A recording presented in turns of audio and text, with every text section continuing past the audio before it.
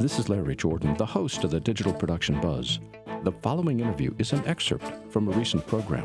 To hear the entire program, visit digitalproductionbuzz.com.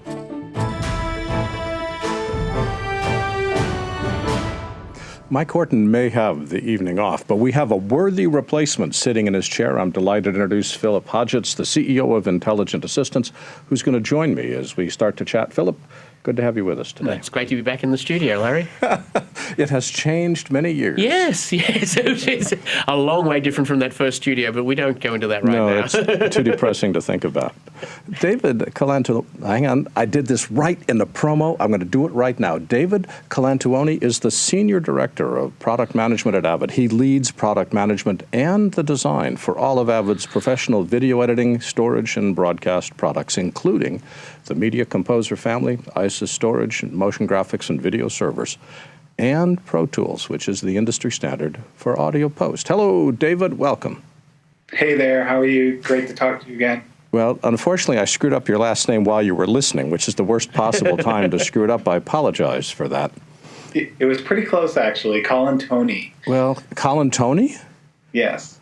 Well, I'll just drop 4 vowels. It'll be a whole lot easier. If you meet somebody from old school Italy, they'll correct you. Yes. Some old timer, they'll we usually will say it the correct way. We will let me be corrected. David, virtually all of us have heard about Avid, so I want to get right into the new. Tell us about the new Media Composer. Okay, great. So first of all, thanks for having me. I'd like to talk a little bit about Media Composer 8.5. It's certainly been quite a few years of resurgence for Media Composer. We've done a lot of different work on a whole slew of things to modernize the UI, and we introduced subscription and a whole lot of other things that that we've been working on. We actually spent a lot of time with editors. We created this Avid Customer Association a few years ago when Luis Hernandez Jr. joined the company. He wanted to really reach out and have our customers have a say in the products that we're making and the workflows and solutions that we're trying to solve. So we actually spent a lot of time. We have a council that helps us sort of choose the different features that we're trying to put into products. They give us a lot of feedback. So this release is actually the first release that we've actually worked on that was in direct concert with our Avid Customer Association Products and Solutions Council. So you'll see a lot of changes in the product that were centered around editorial. We did a thing like menu simplification.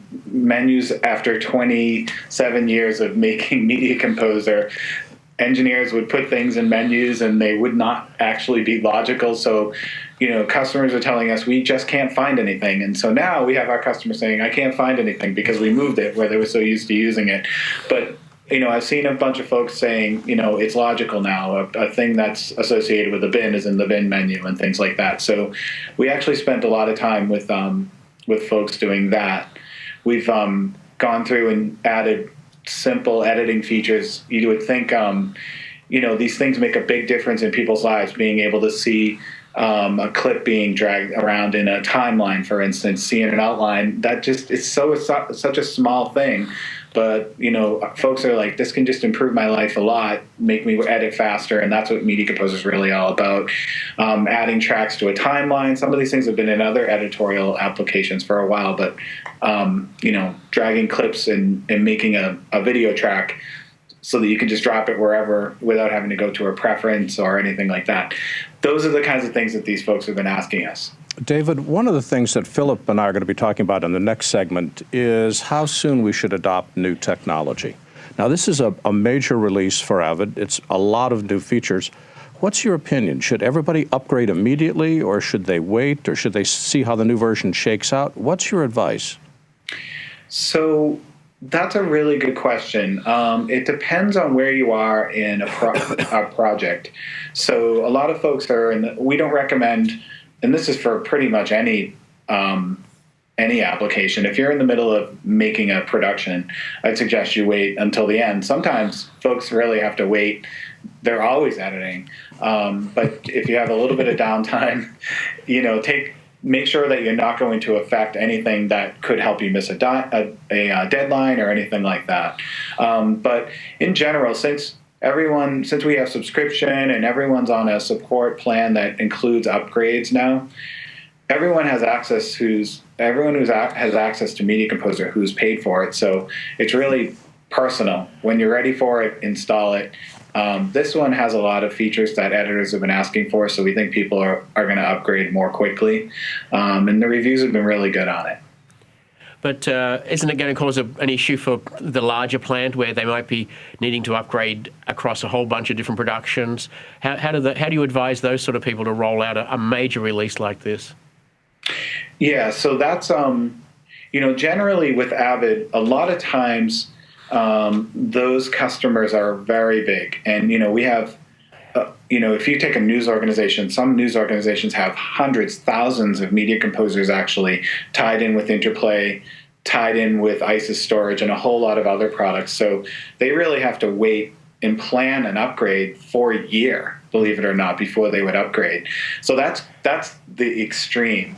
The other part, to answer Philip's question, is really, it's getting a lot easier to install Media Composer and a lot of other applications in the world. There's not this huge installer and you have to go find your dongle and update it and all that kind of stuff. It's just becoming a lot easier to do larger installations. We have things like floating license servers that allow people to push updates to every computer that might be on that particular server. We have things that allow for that. But yeah, I'd say wait for your production to go down or some downtime, and that's the time to upgrade. There's a lot of new features that you put into this. You listed some of them already in the beginning of your interview, and I was on your website and exhausted 3 pens taking notes. But one that caught my eye was HDR, high dynamic range video. How is Avid supporting that? And the corollary is, how are we monitoring HDR video? Yeah, so one of the things about this release is there's a whole bunch of project presets that allow you to set your project to a particular HDR setting. And depending on the type of setting you're using, for instance, the simple one is Dolby. They make their own monitor. So if you need to work in a Dolby HDR setting, there's output modules that allow you to view through something that can pass through an HDR setting, view it on a Dolby monitor, for instance. And that is something that a lot of folks have been asking us for. This is sort of the next generation of after resolutions. Now everyone's focusing on color, bit depth, and things like that. And of course, you've seen this at the last few NABs. This has been the big sort of talk. So we're allowing these types of settings now, and there's more of them. There's ACES, there's BBC, NHK, Sony has their own. There's many different types that are out there, and this one we tried to tackle a lot of the most popular ones. And it's really just another project setting, and you can output it to a monitor that supports it. You talked about the fact that you've improved performance. The ability to drag clips is one thing that you've done, but you're also starting to implement RAM caching. What are the benefits, and what kind of RAM allocation do we need to run the new version of Media Composer? Are we looking at a hardware upgrade to get it to really work the way we want? Yeah, it's a great question. So, what we're seeing with codec technology is,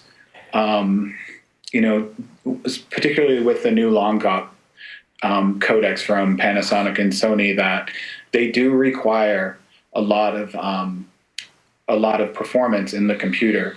So, we would say, I think a rule of thumb is a lot of computers come with a lot of RAM now. That's the good thing. But we would say, something around 16 gigs of RAM would allow you to get some RAM caching, but all the way up to 64. If you're in an editing situation, even on Pro Tools does RAM caching. It's just a good idea to have a lot of RAM available. And if you're on Media Composer for this particular upgrade, it can help your playback performance significantly particularly if you're working with some of these modern codecs. So yeah, if you have the ability to upgrade, it will definitely allow you to play back video streams much more easily. Another thing I read in the release is that you've done more support for RED files. Thinking of codecs, what are you doing with RED? Yeah, so the RED folks have been great, and last year we announced DNxHR, which is our new codec that is taking over for DNxHD, and obviously DNxHD supported HD resolutions, and DNxHR supports above HD resolutions. The RED folks have actually taken the codec and they're implementing it on their cameras, the weapon camera, Scholar W, Red Raven. So they are working on actually making that an in-camera codec, and that is a really good. And we've worked with a bunch of other partners in the industry, but Red has been really taking the lead on making sure that this camera works in their this codec works in their camera. This, of course, helps with a really efficient workflow. If you happen to be editing on Media Composer, it's a seamless workflow. You're capturing in that particular codec, and you can just ingest your media and start editing right away. So that's a nice, that's a really nice feature of the Red camera, the new Red cameras that are coming out. So it's been great to work with them. So does that imply that that codec supports high dynamic range, or the range of the image out of the Red camera, or is it we're just wrapping the Red codec and relying on that to handle that? So it'll support. So DNxHR supports high dynamic range. So okay. It'll also support that through the camera. Right. Which versions of the operating system for both Mac and Windows does the current new version of Media Composer support? Probably the biggest request is it going to support Windows 10 and El Capitan, and it supports the latest Windows and Mac releases of those. So, if you were to do a brief answer to this, because we've got about 2 or 3 minutes left, what's the difference between Media Composer Cloud, and Media Composer First? Okay.